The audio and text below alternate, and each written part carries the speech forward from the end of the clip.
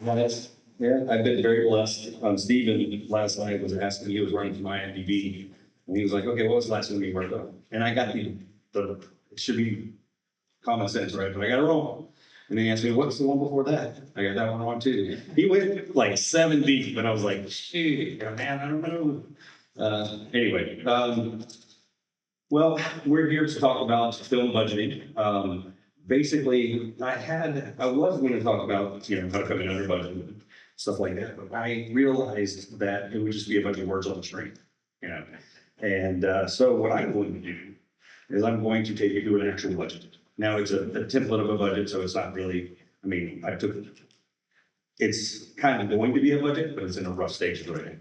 But it's vitally important what we're talking about here today. We're talking about budgeting your film, and if you don't budget your film, you won't finish your film. You won't have the film. Yeah. Or if you go over budget in certain areas, then your film suffers. Because you're going to have to start cutting days. When I first started in film, I didn't learn in film school. I went to film school. I didn't learn in film school how to do budgets. I went to film school to direct, just like 90% of my classmates. Miss teacher was like, hey, who's here to direct? And everybody raises their hand. And I was like, whoa, there's one director on a film. And I was walking through Blockbuster, so it was last year. I was walking through Blockbuster, and he was like, my professor was with me. I did a bunch of work, for as much work as I could do for everyone for free. So we're walking through Blockbuster, and he points at a sign, and he's like, what do you want to hear about? And I was like, because I want to have creative control. I want to tell this story. And he was like, what does it say right here? I don't remember the DVD, but on top it said director's cut. I was like, oh, it says director's cut. He goes, why don't they all say director's cut? He goes, where's the producer's cut? And I was like, I don't know. And he said, I was very early on in film school, so I didn't even know we shot movies out of wood, And he said, he goes, well, producer's cut is what they show in the theater. See, a producer will find the property. He will find a writer to write it. He will find a director to direct it. And so he's looking for people that can accomplish his vision, So I was like, oh, maybe I want to be a producer. And then I looked, looked on films. I was like, man, it's like 15 producers got this job.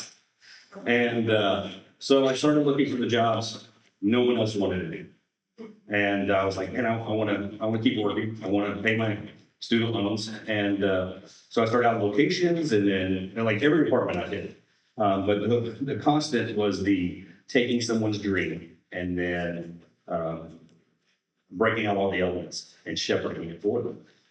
So that's kind of where I started. And, like I said, in film school, they didn't teach me how to do budgets. As a matter of fact, I worked for a production company for a while, and, I just had an Excel file that I used that, I would just make up things, that I put in the budget for all of our commercial shoots. I worked there for a little while, and then came and worked on Fireproof, and never saw the budget on Fireproof. And then the first time I ever saw a budget, I was on Lost. And somebody left it in a copy machine. And I was like, okay, there it is.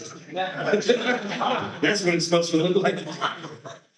And so I got fired. It was and that was a mistake. I took it to accounting.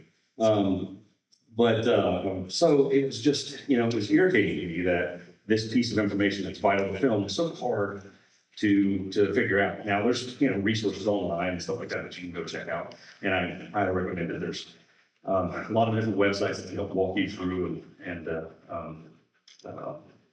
put it the right way. So what I'm going to show you today is how it goes.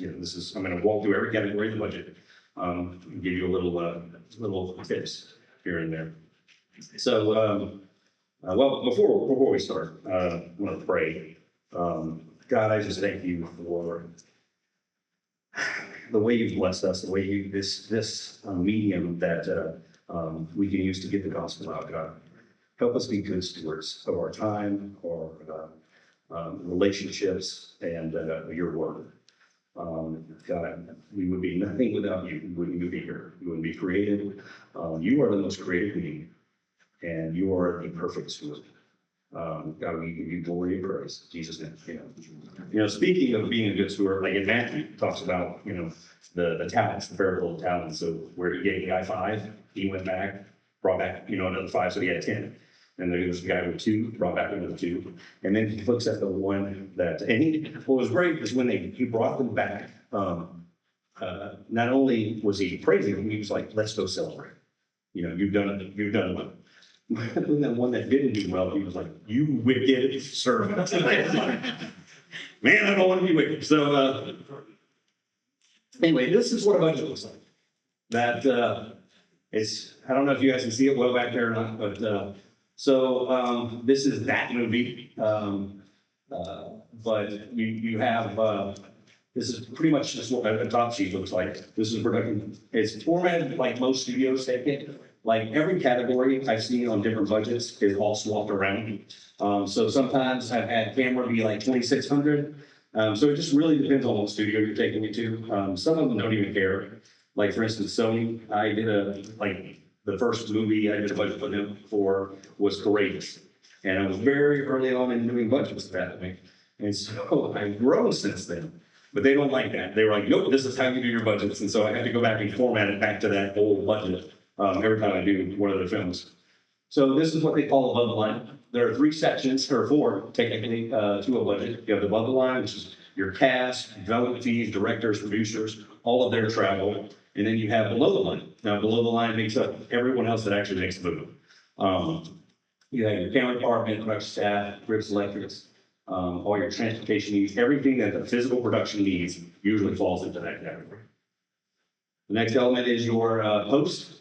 It's all your editorial, your finishing, your deliverables, your color correction, your sound.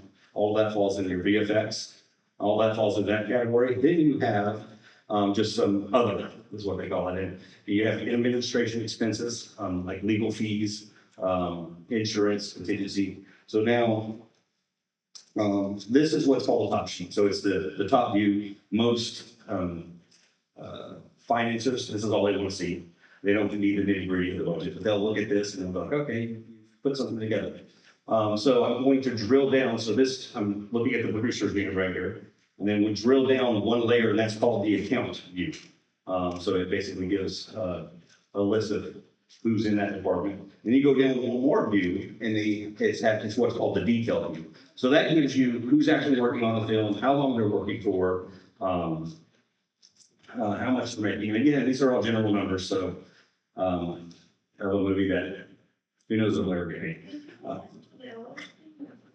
Absolutely.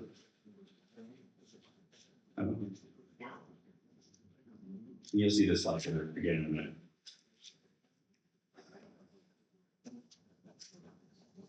So it also usually has the fringe amounts. You can see that here at the bottom. That's kind of your payroll tax. So this is typically for your accounting team. If you're bonded, the bond team will want to see this. But this is where you make your bread and butter. This is where you're going to track in order to hopefully come in and budget.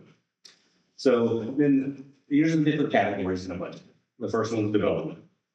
So we're going to walk through the top sheet, going account by account, and then we'll drill down to the account view on each section that's here. So hopefully you guys get a well-rounded understanding of what goes into a budget. Budgets will vary in development. Some won't charge you anything. Some need to be paid back for a lot.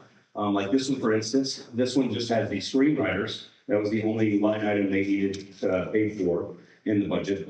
There could be travel, there could be meals. This is the part of the movie when you're going around trying to get financing for the film. So you'll take this and you track all your receipts. Now this can get way out of hand. What you have to do is watch for the travel, because if you end up traveling a lot, you're putting on your credit card, stuff like that. So this can balloon up really fast.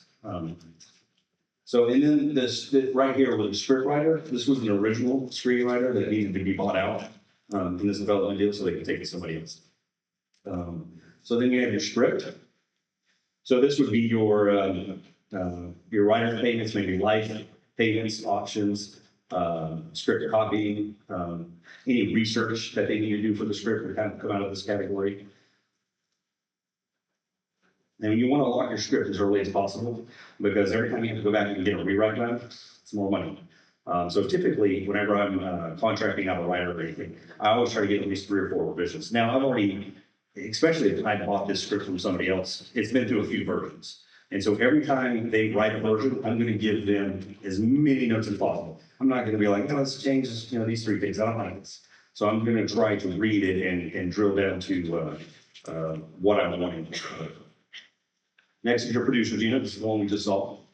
So in this unit, you're going to have all your producers, your line producers, co-producers, executive producers. This can balloon. You can have too many cooks in the kitchen when it comes to this. Like I have been on movies where there are like 12 producers and 2 actually work. And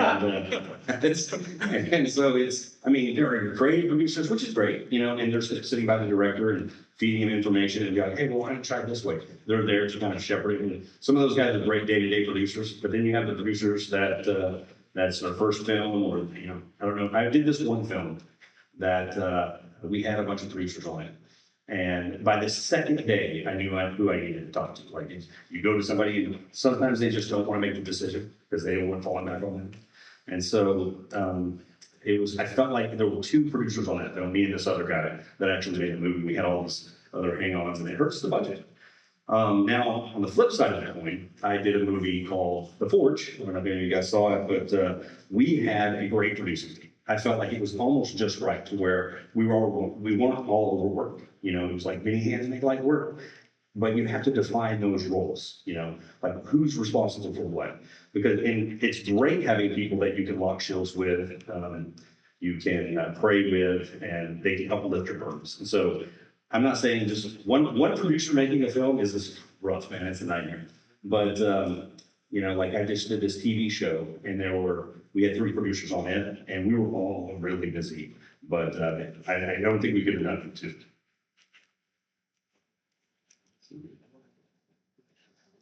All right, direction. So our next category is the director. This category, depending on how much prep, depending if you go DGA, can spike up there. It's anything he needs to kind of get his vision going. Like I love it. Like when directors, want storyboard artists to help them, control the vision. A lot of times you don't have that. Let's see. Next is the cast. So cast, obviously you need people to be in your movie. I don't think anybody would watch it if it was just a white wall. So we have your principal cast. This has guest cast in it because it was a TV show. And then supporting cast, stage players, stunt coordinators, all your stunts fall underneath this. You have your casting directors and their assistants. You have casting fees. I watch out with working with a casting director. A lot of times I try to make a package deal. Hey, we need this many actors. We need you to cast this many actors, and then they know, But then I worked on one where it was like, man, we were casting, and they were all good. So we booked them for 20 weeks, and we didn't have anybody. Or we didn't have everybody at the end of 20 weeks. So they everyone's people. No one's out to get you. Everyone wants to make a good movie because their name's on them. So our casting director billed us for 1 week, even though she worked 2.5 weeks, which was very nice. All right, next is your travel. So this can get out of hand pretty quick as well. You have your producers travel, your directors, your cast, sometimes the writers, depending on what their deal says. Sometimes they'll want to come out set. Your cast expenses on this can go up really fast. Like if you're having a hard time casting or the schedule shifts, like if you look at the cost on this one, the cast travel is $134,000. It's a big line item. And that is because it's overseas. It's going SAT, which means you have to fly in business class, which is pretty expensive. That's the situation SAT has. And we're only flying like 5. We're mostly casting locals because it takes place in Virginia. All right, next, this is the below the line. We talked about it. That's the end of it, above the line. Now we're into below the line, so we're going to start going through everybody that works hard to make a movie. First, I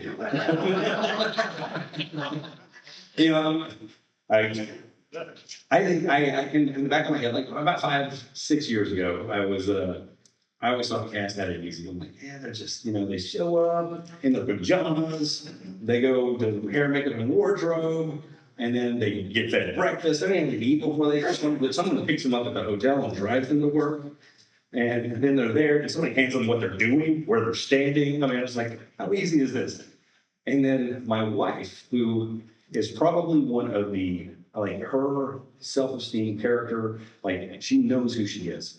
And we were doing this really low-budget film at Liberty University, and she training her students on how to make movies. And so we cast her part. She was playing opposite Kirk Cameron, who was in the film, in this little radio DJ booth, right? And it was rough to get back there. So she basically had to crawl back there and then we set the camera up. And so she's walked in. And we can't really even get to her to give her direction or anything like that. And so as we're going, there's like, it's just a little slider, but there's a little bump in it, you know, as we're going. And so it's like, oh, back to one. Like 7 times we said this. She came out of that room and I've never seen her so frustrated. She was like, oh, I kept trying different things. I hope he got what he wanted. I don't know. And I was like, well, oh no, it was a cameraman. No one had told her. And so I couldn't do it. Like I've tried to do behind the scenes interviews and they're terrible. Like I'm terrible in front of a camera. You know, it's like, this is forever. You know, when you start looking, you're like, I'm going to see what an idiot I am. But yeah, so anyway, to say that the people above the line don't work is not true. If it wasn't for the producers, no one else would be there. All right, so here we have the production staff. You have your unit production manager. I mean, it would be, I've never worked on a movie where I had both a unit production manager and a production supervisor. They basically do a lot of logistics on the film. On low budget films, you're all wearing the same hat. I mean, your line producer, your UPN, your production supervisor are the same person. Like I did a film called Run the Race. And there were 4 people in the production office. There was me, our accountant, who was a guy out of Liberty University that I was like, hey, why don't you come? He wanted to be a producer. And I was like, I'm going to show you a side that no one sees. We make you the accountant. And so he was basically just doing data entry. We had a production coordinator and one other office staff person. And then I decided, man, I'm really going to save this production money. This is how I'm going to do it. I'm going to use QuickBooks for my payroll. Yeah. And that was like, I was like, oh, I can calculate these fringes myself. I can pay these salaries myself. And man, we were, you know, filming 5 days a week. I was working 6 days a week. My family likes to sleep in. And so I would get up early on a Saturday, no matter what time we wrapped, we'd get up like 6 a.m., go into the office, spend about 4 hours there until I got the text, hey, we're starting. And then I would come back and be a dad. But man, it was brutal. And after I got done with that film, my wife was like, please don't ever do that again. I mean, when you're using QuickBooks, I got my own workman's comp policy, which, I mean, I probably saved them about $30,000, you know, from all of the payroll fees and stuff like that, because QuickBooks was like $19.99 a month. It was great. And then I went to a local insurance office and got my production insurance and workman's comp. My workman's comp was like $5,400, and normally it's like $36,000.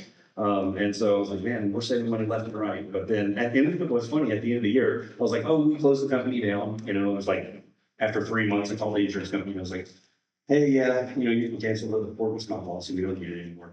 And they sent me a refund check. And I was like, wow, that's awesome. Because when you go to those little companies, it's a year. They expect you to be in business for a year. Anyway, so, yeah, I mean, you know, this department, if you're squeezed, like you don't have enough, you know, production assistants, it can really cause chaos, you know. Like the production staff, they are the communication hub of the film. Like people ask me one time, what does the production office do? What does the production coordinator do? And I was like, it's like a heartbeat. You know, they'll make decisions right ahead. They're like a heartbeat. You don't really know what they're doing until they stop doing it. And then everyone knows. You have your assistant directors in here. Those guys are gold. You get a good one. You get a bad one, you're going to go over budget. And your shirt supervisor, yeah, and your accountants. So that's pretty much everything that goes in this category. Next, you have your extras. So you have stand-ins that fall into this category. You have non-union extras or union extras. Depending on where you're at, like there's zones in the state. So if you're filming in one of those zones, SAG will say, nope. If you're a SAG, they'll say, nope, you gotta, those are all union extras. So I did a movie called Indivisible, and we shot it in Memphis. And then we did 2 weeks out in Atlanta. And so so it's like 70 miles, I think is the zone. And we were like at 77. I was like, sweet. we can get non-union extras. And then Zach called me and they were like, well, no, you're in the zone. I was like, well, we're 77 miles away. I look on my GPS. And they're like, it's as the crow flies. It's like a big circle. Like, and I was like, oh, we are definitely in the zone. So that hurt. Yeah, you're going to need, depending on how many extras you're going to have. So we just did this TV show called Promised Land. So we just finished up season 1 and we had a ton of extras every day. I mean, at least 50, 60 for a pilot season. And I remember telling the director, I was like, on the shows in the first 4 episodes, the biggest amount we had was like 44. And he's from the Chosen, the director, he's the second AD on there, or second, I think. But yeah, anytime you have a big extra scene, you're gonna have to add in some help. Try to limit it to 25 per group of extras. I mean, you gotta move those people to hair, makeup, wardrobe, if it's period piece. If not, you can come in what they're wearing, which is nice. We had budgeted for like probably 2,000 extras through the course of the season. And we ended up getting like 1,100 extras, through the course because we just didn't have enough. But now we're in post and visual effects is going to be more expensive than if we had that in the day. So it can balloon up there. Let's see, we have set design. So set design is your production designer, your art director, anybody that's crafting the overall look of the film, not necessarily doing the work, but I mean, these guys work. But blueprints, graphics, modeling, you have a coordinator that works there. The thing I'd watch out in here is clearance delays. If you have specific pieces that need to be cleared, I'm so sorry. If you're making a move like Sony or something like that, they're going to need clearances on every smart board, every logo. There's some great companies that you can call to get product placement. One of them is like Creative Entertainment Services is one. And the other one that I've used a ton is Motion Picture Magic. Now, before 2020, Motion Picture Magic, like they were, had Little Debbie's and Coca-Cola and all this other stuff. And so they would just send us pallets of like food. And so it was like, we had free pressing. Now it was all really junk food, but we had pallets of the water, which was great. So it ended up saving us a little bit. There was a guy straight out of Liberty that contacted me. I never, reached out to product placement companies and was like, hey, you want to put some product placement in this? I was like, yeah, go for it. They're like, these big companies are going to know who we are, but there's companies that this is all they do. So you don't have to reach out to Coca-Cola and Nike, stuff like that. So it was Creative Entertainment Services and Motion Picture Magic are the two companies that I work with, and they're great. Next, you have set construction. Depending on what you're doing, you're going to have a whole team. Like I was making the TV show that we just made was we were shooting out in the desert, and it was you would think they're just in tents. You don't need construction, but then at the end of the season, they also have a tabernacle, and that took 15 guys, 3 weeks to put together. Those pillars were heavy. And I'm like, this is supposed to be movable because they're wandering in the desert. So next season is going to be interesting. Because right now we're at the base of Mount Sinai, and next season it's like, okay, we're going out, And so we're going to have to pack it up. So we'll probably do like just sections of it next year, what we'll talk about. But you have like a scenic, you have a greensmith, which when I worked on Lost, we had greensmen there, and man, those guys were awesome. They would make the inside look like the outside. We shot so much on the soundstage that I thought was on location. They were inside a cave, and all the cave stuff was inside the soundstage. We were underneath the ship, where when I saw the show before I worked on it, I thought it was below. I thought they went below a ship and filmed it, and that was all on the soundstage. So your set construction are they're artists. You don't need them for everyone. Like real low budget films, man, on location is the way to be. Like only when you're starting to creep up to past 7 million, when I start looking at sound stages, because there's infinite cost. Like JT knows, we did it on the Forge, and the package for the sound was just as much as the gear and the trucks, because you need different lighting for it. Here, what I would watch out for is your kit rentals. So you pay a kit rental instead of buying everyone all the equipment that you need for the show. Sometimes you'll just rent. They have tools of their own, so you'll rent those. So usually you're going to rent them. Typically, the kit rental needs to be about what it would cost, about a quarter of the cost for you to buy a new. So you look at the kids and they have like some really expensive gear. Their kit rental might be a little bit more than, your guys, the regular labor. You get that for construction? It's for construction. Yeah, most of the other kits are kind of standard. Is there other companies you would recommend for that? For kit rentals? No, like the crew come in with their own kits. And so they'll bring their own tools on. And so typically the kit rental, if they, break their tool, they're the one using it. If they break it, those kit rentals are meant to, cover that. Now, if it's production's fault, like, somebody stole it because we didn't have security out there, then I would always, pay for it. Set dressing is the next one. Set dressing, these are your people on or that go to set and actually decorate it. Your set decorator typically will line everyone out and make the plan. And then your on-set dresser is the one that moves stuff around all day. So depending on how much you have moving, that will dictate basically the size of it. If you're filming in one house the entire time, or probably a little slower. If you're somewhere new every day, man, they got to decorate before you get there, and they got to clean up when you leave. And so usually your swing game will go before you can clean the factory. Depending on what's needed, if it's a period piece, set dressing will cost you a little bit more than a regular movie. And you have props, so property. So sometimes you get away with one guy, prop master, depending on the levels of size. We had 3 on the Promised Land, because we're out in the desert. It was so hard to get through the sand. I don't know if you guys ever run through sand, but it was not great.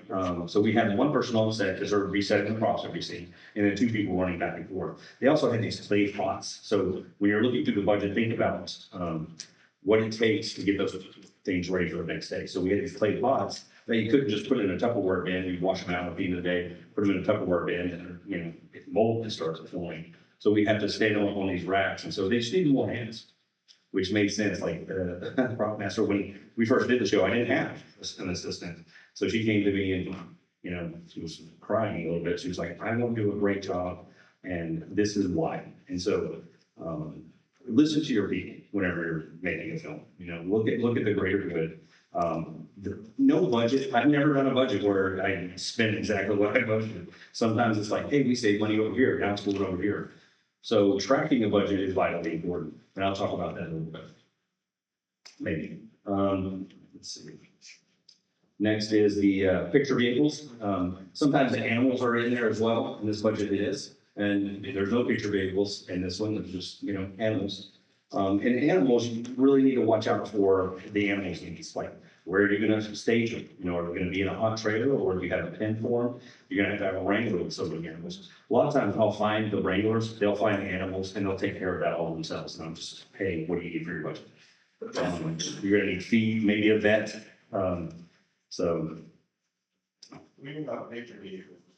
Picture vehicles are anything that's seen actually in the movie. So for instance, if you're doing a period piece and they walk outside and line the street with all these cars, well, they can't be like 2024 cars. It's got to be, 1950s or wherever you're going. So we had that on Unsung Hero. That was a period piece. And so we had a guy doing picture vehicles, and he, every day we were outside, he would bring like 15 vehicles. And so the longer you need them and the more you need them, budget them to kind of be in that same window. Like if you're scheduling, you want to try to get them as close together as possible, because that, delivery back and forth sometimes is expensive. But the longer you run, typically the cheaper it is might be. All right, next is wardrobe. Recently, they're going to be called costumes, which I think is silly because that's what you wear on Halloween. Like a wardrobe sounds like a rose Barbie. But anyway, they're crafting the overall look of the film. Depending on how many actors you have, that's going to dictate how many people in wardrobe we need. I mean, you got to think, like, even though on the Promised Land, the Bible says they basically wore the same clothes over and over again for 40 years, and the clothes didn't wear out. So we have like everyday wear. We have kind of hey, we're going to this formal, like the opening of the tabernacle. They might, put on a nicer tunic, but basically they wore the same stuff over and over again. So that meant we had to do laundry. We had like probably 3 pieces, because if one gets damaged, then, you've got to scrounge for clients. So we had 3 pieces, but we're doing laundry all the time. And we had, probably on any given day, we had like 11 actors. And so, the truck we had, I mean, it was a lower budgeted project. The truck we had didn't have a washer and dryer on it, which meant somebody needed to go to the laundromat and wash these things. Luckily, the one we found, they had this massive, they basically do 3 loads and they were done. But it still takes time. So you just kind of have to think about all of that. Like, I mean, I've had it where, the person that just does laundry wasn't really associated with the film. We're just paying her, $75 to go do laundry at the end of the day. So there's ways to save money there as well. All right, makeup and hair. This can really hurt you. Say you have 6 actors that are going for hair and makeup, but you only have 2, and that can get them all ready. And they're slow. Now you're paying everyone OT, everyone's standing around for like an hour, or you're paying them overtime to come in a little bit earlier. So there is a threshold, like kind of a break even, you kind of have to calculate out, like if I'm paying them an hour and a half every day for Fred, like Unsung Hero, we had to. But the director wanted everybody to have first. Like, because they were like, and go ahead, curl hair going up. And I was like, I didn't even know you were related to Rebecca St. James. That wasn't who you had curly hair. You weren't famous then. And but it's what he wanted. And so that's what we did. And it was, that team was taxed because, none of the actors wanted to do the real part. So she basically had to curl their hair every morning. She was amazing. Tiffany Martinez is her name. She's out in North Carolina. And man, she always had a great attitude. We never waited, but I paid them a pre-call every single day. And so it was like, start doing the math. You're like, can we just hire one more person and help them out a little bit? Or how much time did we lose when there was a snafu? Like, the transpo, didn't have power for the basement, All right, next is set operations. So here are the guys that do a lot of the heavy lifting on the show. You have your key grip, best boy, your dolly grip, and then you have riggers. So something that can speed you up, but it does cost more money. What you have to do, like the rigging team, you're gonna basically get them their own package because they're cabling before you get there. They're, and that's the electrics. But these guys are, doing things before you get there, and then when you leave, they're cleaning up the mess. So what that allows you to do is you step in and you go a little bit faster. Well, what you have to realize is for a rigging team, you're going to need another locations rep, somebody at least to hand off and tell, make the connection. You might need a medic, usually you like that medic. Anytime someone's working, whether it's in prep, like construction, we'll typically bring a medic on if they're building sets and stuff like that to have in there in case they get hurt. So first aid, here's where the medics fall. Anything that deals with set operations, it's not just your key grips, your riggers, but it's also, craft services. They all have box rentals. Any camera cranes or things like that will fall into this category. What's that? Oh, well, this one was done during COVID. And so you had to have a COVID supervisor on, and you had to have 2 COVID specialists that basically were walking around telling people, get away from him, you're 7 feet, or you're 5 feet. So it was a nightmare. And then all of the tests. So basically you had to test every like 3 days. And that like tests were like $50 a pop. So you're, spending that 100 people on your crew. So then they came up with zones. You start to do zones. Well, this person only needs to be tested a week. Every week, this person, if you're in contact with the center circle, you got to test all the time. So is there a doctor out there? Yeah, we were doing open arm surgery. It was a medical drama. So then you have your electricians. These guys make everything look beautiful. You have your generators with all in here, all of your gear. Here's the thing about gear rentals and stuff. Talk to the house, talk to the gear rental places. They want you to make your movie. It's like, tell them what you want, what you're hoping, what your budget is. You can be honest with them because they want you to make another movie and they want you to come back to them. So they're going to try to give you the best deal they possibly can. Now, shop around. It's good to go to a couple of them, just get a couple of quotes. But just in case one is really, but the ones that try to take advantage of you, they don't stay in business. So it's in their best interest to give you the best deal that they can and keep their lights on. Because you're going to make another movie, you're going to go back to them, and everybody wins. Next is camera. Bob Scott would say camera is king, because you really can't make a movie without a camera.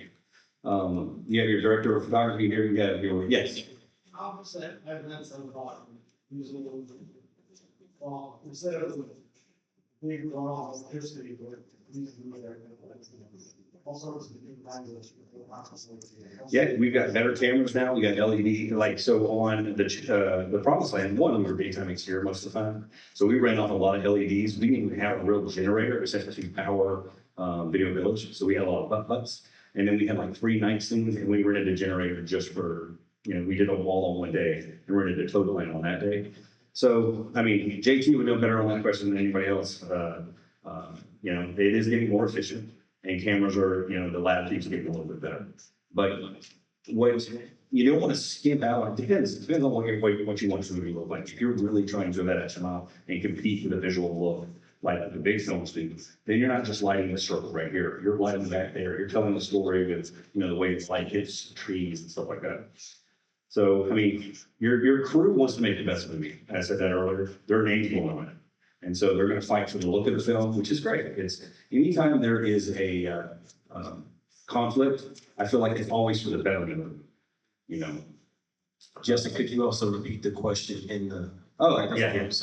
Yes, he was asking the efficiency of the lights and,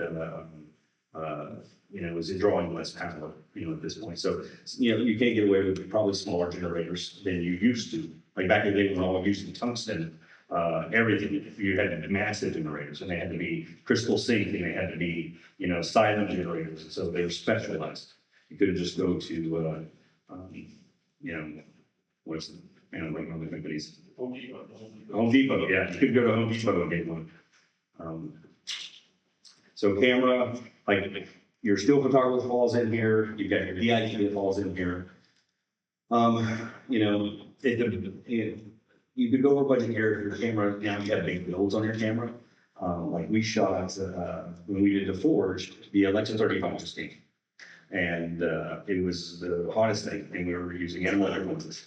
And so Bob Scott was like, well, we can get the Alexa 35, and it was like double the cost of just the Alexa, the games that we had used on Overcomer, which looked fantastic. And so I was like, okay, explain the difference. What does this actually mean? He goes, well, yeah, more light of latitude, so you don't have to light as much. And I was like, yeah, you're gonna light as much. That's what we're used to. It's not like you're like, oh, I'm gonna cut the lighting package anyway. So I was like, okay, well, just so the look is better. And I was like, he goes, yeah. He goes, well, if me and you sat down in the theater and watched the movie, you wouldn't notice the difference. And I was like, oh, okay. All right, well, thanks for, anyway, we ended up doing it anyway because Alex wanted it. I mean, you want to make it look as good as you can, and so it was like, you're always trying to push to the next level. Like anytime you make something, you want to push, make it look even better. Like, even though the guy that's looking at the numbers won't see a difference in it. Just makes you feel good. Oh, man. But yeah, so a few things, like when we shot family view. So like this has 2 cameras. And so 2 cameras, does it move faster than 1 camera? Minimally. Like we shot family camp was when we were at the camp. We were, so we were a lot of exterior. So you think we would, and B cam would be used a lot, but it was like 50% of the time. I was like, man, we got a whole camera, another camera department here, and we're not really, how well are we utilizing it? So like if you're in prison and you're doing a lot of prison cell work or something like that, it's like, hey, you're not going to use 2 cameras at all. We were sitting out to do as much B-roll as we possibly could. They're like chasing squirrels and frogs, jumping in the lake and stuff like that, but it's hard. But like, on the show we just did, 2 cameras was a must. We're daytime exterior all the time. And it's, the Promised Land is basically the story of Moses. After all the cool stuff happens in Egypt and they come across the Red Sea, it's just complaining and wandering through the desert. And so it's a comedy, and it's shot in the style of The Office. And so you have a lot of punch-in zooms. So we saved a lot of money because we didn't wear prime lenses. We had these zooms, but we needed 2 cameras because they're going constantly. We're out in the desert, so I don't think we did a scene where we didn't run 2 cameras on that one. So it's kind of you kind of have to pick and choose. 2 days is a lot. How many days is this budget? So if you go back up here, so in the very top right, you can see this is 6 weeks. It's a 30-day shoot. So you have 6 weeks of shooting, and 4 weeks of the pre-pro. So that's kind of a generalized, just, so basically what you'll do is you'll grab your script, and maybe if I can fly through these last couple of slides, and last couple of what, halfway. I can kind of show you what it looks like to break down a script, pull out all the elements, then you put it in a scheduling, we used to do it by hand. I remember we had these strips that we had to write on there, like these cardboard things that you put in these. It's been a while. But it was like this tri-fold thing that had your strip board on it. And then you could just grab them out and move them around as you need to. It was funny when everything started going digital. Al Manott, who was the AD on War Room, the first movie I worked on in was called Letter Spell. And so I had this software, and I'm like, look, everything, we can just move it around right here. This is great. It's called Movie Magic. And he goes, yeah, why don't you print that out for me? So I printed it out for him. He cut the strips individually so he can move them around. So, yeah, it was he the visceral touching. Anyway, so production sound. So in production sound, you're going to have your mixer, your boom op. For a long time, I just had a mixer and it was great. It went well. But like on the Promised Land, we ended up hiring like a utility. And the utility would also boom because we had two cameras going all the time and punching in and pulling out. So you kind of need both sides getting the audio. And we moved a lot faster with it. I mean, actors were mic'd up faster. We're in the sand, we're moving their gear. Having that extra person really kind of helped push it. So I feel like that saved us money in the long run versus only having two guys.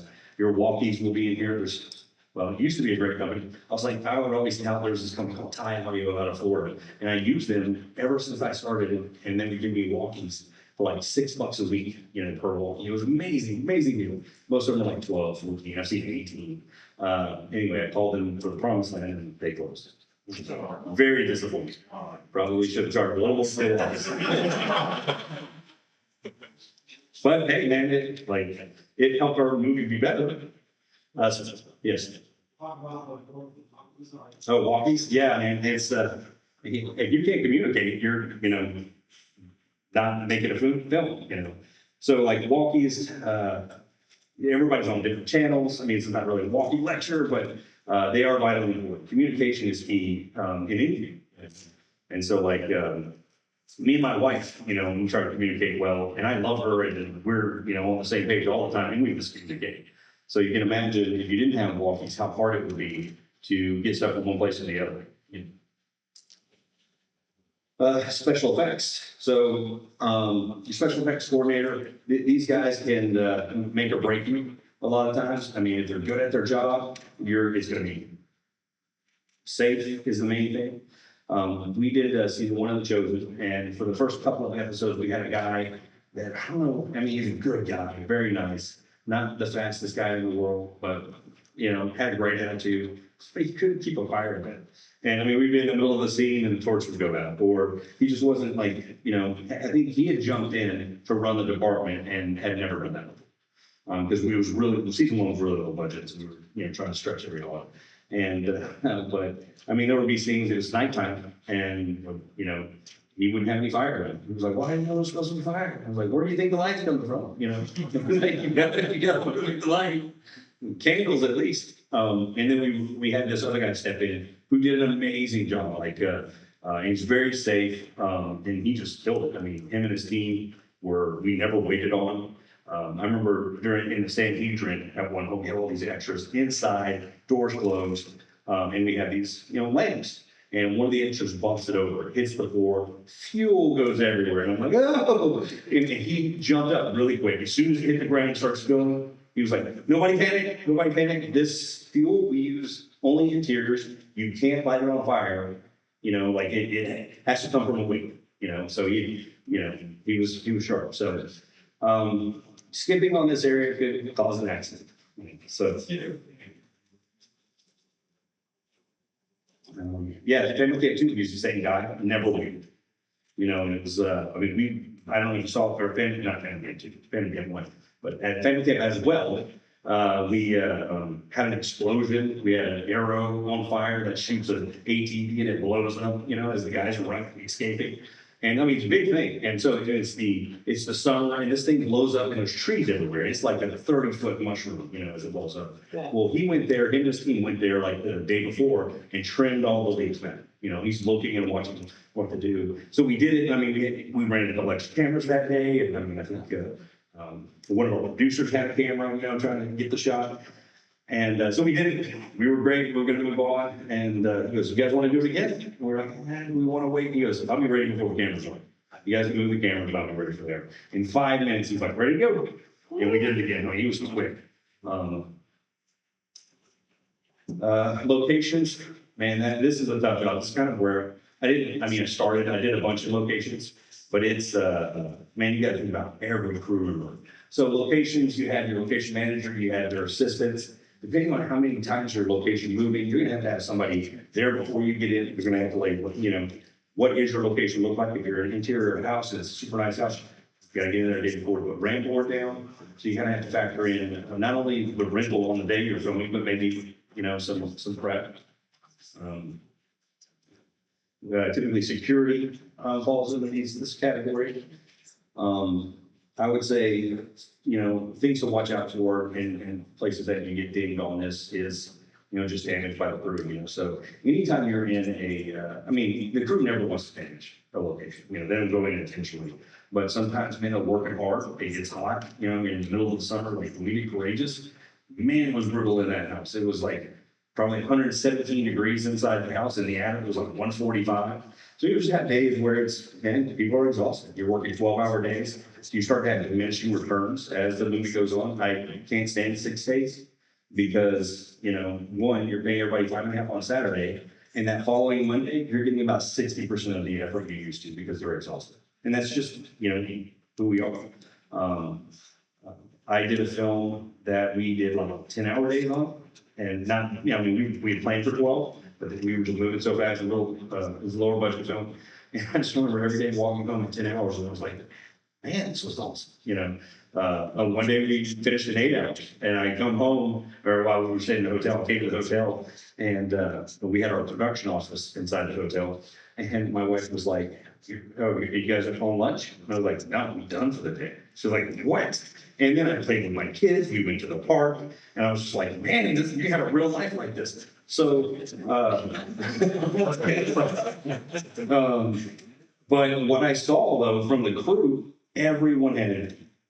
You know, it was like every day we were getting more, like the return on, you know, the energy and everything never really went down as much as it does on the other days. Like we had people come in a little bit early, so we were set up. And one thing is like the director and the DP were on the same page. They knew exactly what they wanted. And when they got it, they didn't waste any time. They were like, let's move on. And so the crew, like we had guaranteed them 12. And so we wrapped and they roasted. And so then they were in the next day because they wanted to get home earlier. They're like already unloading the trucks before call time because they're like, they're not going to waste our time, you know. Okay, transportation. Transpo, depending on the size budget of your film, like if you're a SAG movie, every SAG member gets their own changing room. Not only their own changing room, but typically it's their dressing room. And so, like, honey wagons are great for that because you can put like 8 cast members in that one. But then you have to have the driver, the expense of it. You know, that driver typically on Teamster movies, you have one driver for every view. And so you think, oh, well, they're not really doing anything. They drive and then they sit there all day. But they drove at 4 a.m. and then they sat there all day waiting for in case it needed to be moved. And then you wrap and then they're driving out of you and going to the next location. So, I mean, it's a rough life being those guys. But having a good transportation coordinator is so key. Like I did a movie where we had a transport. He's a great guy, loved to serve people, and so everyone's on the move to the next location. And their call was early, and he gets there and he starts helping like wardrobe load in. Like he just wants to be nice. I mean, he's not doing anything bad, but then none of the trucks were set up, and it created a bottleneck. And so the trucks got there. We had actors coming in and no cabling run for base game. So because the trucks hadn't been yet, so we didn't know where to run the cabling.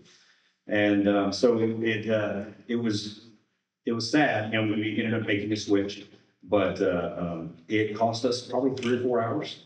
You know, by the time now everyone's in and you're wasting time, you're wasting footage that you could have gotten.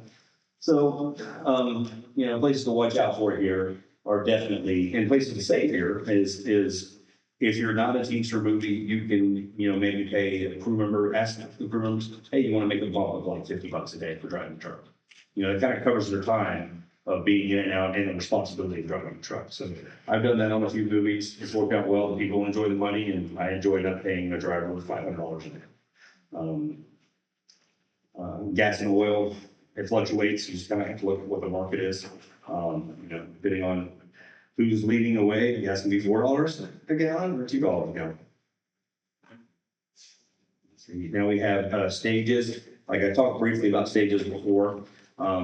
You know, stages are expensive. You know, it's nice to be inside and shoot, and you can move faster. And you know, I feel like sometimes you get better performances, but you know, all of that took time. Like any stage work I've done, it's always taking me about probably 3 to 4 weeks per step to build. You know, to paint and mud and get right. And so you have to have those guys on super early, which means you have to rent those stages super early. But you can get office spaces there, like office space in general. I have office space out of my car, you know, depending on the budget size. Like on that movie that we did really well on, my office space, it was a Home 2 Suites business center. I don't know if you've been to Home 2 Suites, but their business centers are smaller than the stage. And so there were, you know, 4 people in there working. But it worked, you know, they said basically $100 a week we'll give it to you. And I was like, sold. And churches are a great place. I've done a lot of where we connect with churches. One, we want to be covered in prayer. We want to find out, is this something that your ministry wants to get into? How can we bless you? And then sometimes they're like, hey, we have space we're not using. And so you can move in there. And it's kind of a win-win. You're paying them for places they're at. So I've always liked being in churches. One, I just feel like we're covered in prayer. 2, it sets the expectations on crew that's not believers. They show up in your office instead of church, you're like, oh, okay. Yes. I want to ask this because I know we're running short on time. Yeah. When you're creating the budget and we're looking at the numbers, let's say you have a budget that you put together for US. Yeah. Now, what if you ended up going overseas? How do you know how to? So this is actually, they have production services companies there. So you can like, we're dealing with one right now from Bosch Films in Morocco. This is actually a Morocco budget. The conversion, like depending on the software. So I use Movie Magic budgeting. There's an online version that you can use. There's Movie Magic scheduling, Movie Magic budgeting. You can pay just for like the cloud based, you pay 1 month, you know, fee, get in there, play with it. So that's good. I have the old school version, and I'm just kind of like, I own it. I don't really, you know, like David Cook, for instance, he does the cloud-based one now, and he's like, well, it's so great, we could collab on it. And I was like, I'll just export my file and you can upload it. I'm just so cheap. So Movie Magic will automatically. Yeah, well, so basically there is a tab in Movie Magic that you can drop down and it says currency. And so you can pick, you can upload, you can set up what the currency is. Like in Morocco, it's like MAD is the abbreviation, and it's like 10 to 1. But what does that mean? You know, like, I don't know how much that guy makes there. And so contacting a production services company is key. Like in Morocco, there's probably like 7. Because a lot of people go there, like the Jordan. I know David Cook contacted, you know, somebody in Ireland and got their rates. So that's yeah, shooting overseas. You know, sometimes it's cheaper. Like Thailand, I did a budget for Thailand. This movie called Sight, and I ended up shooting in Canada, and I wasn't part of it. But we did a budget work with this production service company there, and they did a great job. Dailies. A lot of times you can save on this one is like really low budget ones, like your DIT can export dailies for you sometimes. I mean, it puts more work on him. And you're probably a half a day behind because all the footage that came in the second half of the day, he hasn't had time to, you know, he's barely, you know, getting it transcoded and copied before he gets off shift. So, you know, you can save money here, put it on an iPad. Next is the post budget. Okay, hang on. Got a fly. So here you have everything to finish your film. You got editorial, music, all of that stuff to actually finish your film. So here we have editorial.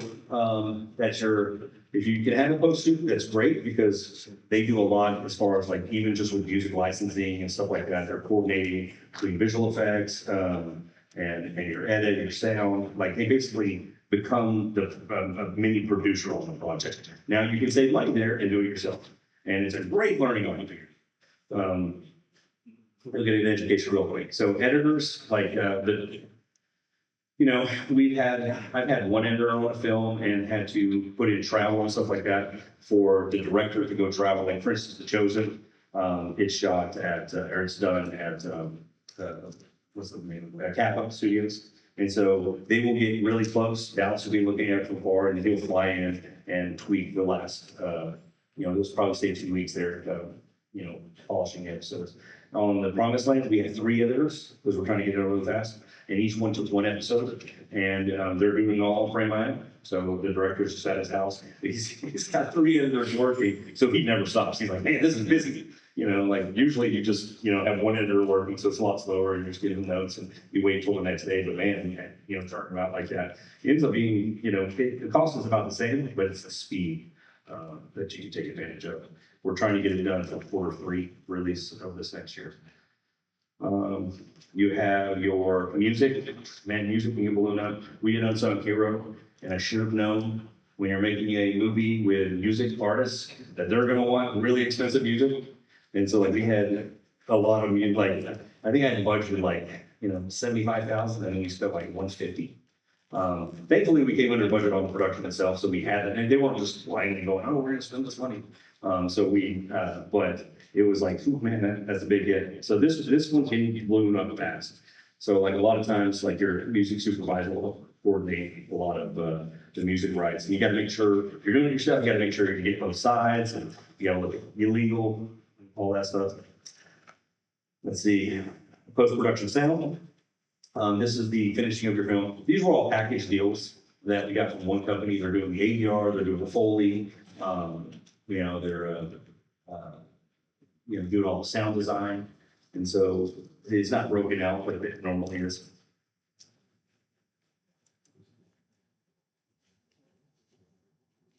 All right, your titles. A lot of times you can get that in a package deal, like Kappa does a pretty good package deal. There's Moonlight here here in Georgia, we're in Atlanta. They've been really good to us. We're using them for Promised Lands. First time I've worked with them. They're great. But they'll say, oh, your titles can fit in all of our package titles. We'll do your mains, your end credits, your scroll, all that stuff. Visual effects. Visual effects, depending, it depends on your movie. Like, I didn't think we would have a lot of visual effects needed on Promised Land because we're shooting out in the desert. But it was, we didn't get a lot of extras. So we're doing these crowd extended shots and like some of the quotes we're getting back are, pretty expensive. So it's like, how bad if you need that crowd extension, shot? Like I watched the pilot and you guys had 40 extras and I still thought it was funny. I felt like the role was smaller. But he wants, it's like supposed to be millions of people out there. So we're, working on that right now. So that, depending on, what your need is, like we had to, like, for instance, Unsung Hero, we had to add a crowd. It was during COVID. And so like no one really showed up for the big concert scenes. We had some here and there, but not as many as we wanted. So we had to do crowd extensions there. Your digital interface, that's just your mastering your output, and encoding your visual effects. We're going to bring it all in and start color grading. So you know what that is. Then you have your deliverables. Deliverables can get really expensive really quick. Most post houses will do them for you, but that's usually in their package. I've seen it up to $8,000. They're basically doing spotting. Yes. What would be Deliverables? Yeah, deliverables are every legal piece deliverables you're giving to a distribution company. When they make a deal with you, they're like, okay, I need all of these things. So everything they say they need is the deliverable. It might be your continuity on the film. There's like this spot timing that you do with the audio that they're going to need. There's they need all these stems sometimes. It's just a way for them to track everything, and then they'll need like your cast, deals. So what I would do, if you have a distribution company on the front end, or if we work with one, usually I make some folders right at the beginning of it. I am running way over, I'm sorry. Let's see. And getting the music playing. Administration expenses, you have, at the end of your film, you got, well, your legal falls in here, your rebate preparation, your auditors, stuff like that. That kind of all falls in this category. This is the other section. And then the next one is your insurance package. Insurance, depending on what your movie is, it's going to fluctuate. Insurance should be like 1.25% of your budget. After COVID, now it's more like 2.25, depending on what stunts you have, or work, stuff like that. Your cast exams, you want cast covered, they're going to have a physical. Your E&O insurance is usually, I don't usually grab that until right before distribution. It's just your errors and omissions insurance, and that protects you from someone saying, this is my story. So basically they do research, they do, usually before you start filming, you do a copyright report, title clearance. And so this insurance is to protect against, like if someone says you defamed me and they sued you, this insurance covers that. And so most distribution companies want like a 3 to 5 year package. Also, just so we have 15 minutes before the main session, so All right, I'm almost. I'll let you blaze through. If we have any extra questions, if we could just keep it to the end, I'll give you maybe a minute and a half to jump to just the end. Absolutely. Just 2 more. Financing fees, like if someone's found you financing, usually they'll charge about 3%. Now, if the producers find financing, they're not going to charge you anything because they want that 3% to go to the movie. Contingency, the lower the budget, the less I would lower contingency. Because you need it. October Baby, for instance, I got to make that with the Irwins, the first one, and I was producing with Dan Atchison. And so Dan decided to take the line producer because he loved the office administration. I decided to AD. And Dan comes up to John and he's like, we don't have any contingency. Zero is our number for contingency. Then we're not going to be able to make this movie. And John goes, he slaps me on the shoulder and goes, just no rings in the dander. John doesn't really look at anything. And so Dan goes, and I was like, maybe I can make it a day, because it was like I think it's like a 19-day shoot. And I was like, I might be able to do it in 18 days. So I went back through the schedule, made the schedule for 18 days. And then it was like, we were 3 days away from writing. And John was like, hey, we wrap on Saturday, right? I was like, no, we wrap on Friday. He was like, that's only 18 days. I was like, yeah. And so, but I mean, he had all sheet every day. It wasn't like I was hiding it from him. I gave him everything. He was allergic to paperwork. We went and did this one movie where we did some second unit stuff, and they handed him his start paperwork. It's just me and him. Then they handed him the start paperwork. He's like, I don't know what to do with this. He's very creative. And then your rebates, depending on where you're filming, there are 2 types of rebates. There's your incentives and then your rebates. There's like a tax incentive or a tax credit that basically you get to deduct that from your taxes. So you'll sell it to doctors, lawyers, stuff like that, and they'll give you maybe 87 cents on the dollar. And then there's a rebate check, which is basically just a check. You file your taxes in that state, and then whatever's remaining and whatever you've been awarded, they cut you a check for that. So there's a few states that do that. Georgia does not. Georgia's is a credit, and then like Kentucky, Alabama, Oklahoma is a little rebate check, which is nice. And that's it. We did it.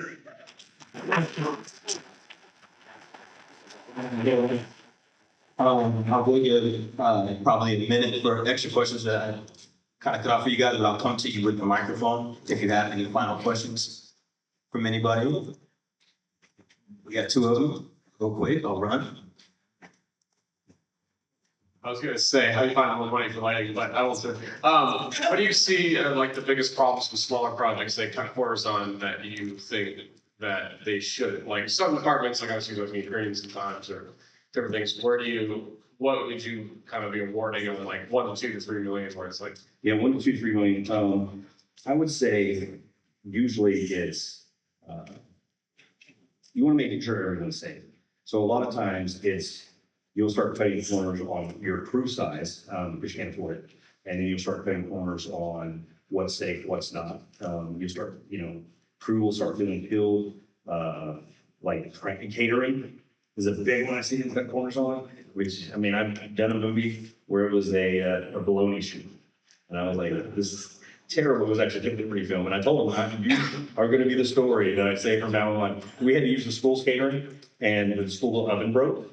And so they gave our meal that they'd already made to like the elementary school. And then they gave us bologna and stuff like that. And I was like, I told them it was bad. I was like, man, this is bad. This is the worst catering I've ever had. So the crew marches on the stomach. So I've done movies where I found great caterers and we didn't get to pay people, you know, what they deserve. And it's never about, you know, I always tell people, this is not what I think you're worth. This is just, you know, it's, you're not arguing with me, you're arguing with global economics, you know, and so it's, we only have so much to go around, and this is the thing. So definitely catering and crafty is usually where they start shrinking, or they'll get a medic that is not really a medic. I've seen them do that. I mean, it's cast, you know, it's the cheapest place to go. You get good actors, you know, but yeah, that's it. I was just wondering if you could repeat the title of the mission of the, I can't remember fully, it's the Titles Company in Georgia that you mentioned? That does titles? Yeah. Well, Moonshine is, they do all hosts, so they'll do sound, color grading, everything, and they have been more than fair. I mean, they believe in the show, they love it, they want to see us do a season 2. So like any equipment house, like whether it's camera, grip, electric, a lot of these people want to see you succeed. And so, even with the post houses, you know, they're not trying to take advantage of you. They want to keep working on movies and they want to keep you making movies. And they want to do a good job. Their name's going on it. So they're going to do the best that they can for the budget that you give them.